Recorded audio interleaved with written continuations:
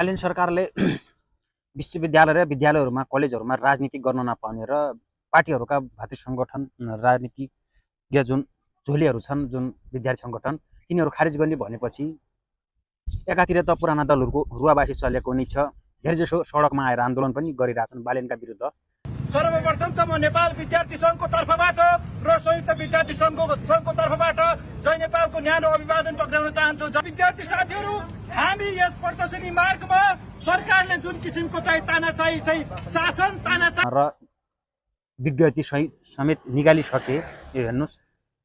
भनेपछि त्यसै पार्टीका महान नेता तिनका गुरुले यता हाम्रो विश्वविद्यालयलाई अब राजनीतिक दलसँग 100% यसलाई हामीले अलग गर्नुपर्छ। दलको झोला बोकेर विश्वविद्यालय छिर्न पाइँदैन भन्ने कुरालाई स्थापित गर्नै पर्छ। हाम्रो अहिलेको यो स्थिर सरकार, नयाँ सरकार विरुद्ध किन यसरी पुराना पार्टीहरू खनिएका होलान्, जनताहरूले त बुझिसकेका छन्। त्यही भएर बालेन सरकारलाई सपोर्ट गरौँ, यसले राम्रो काम गर्दै गइरहेछ र यसको विरोध नगरौँ, बाधा नगरौँ, काम गर्न दिउँ।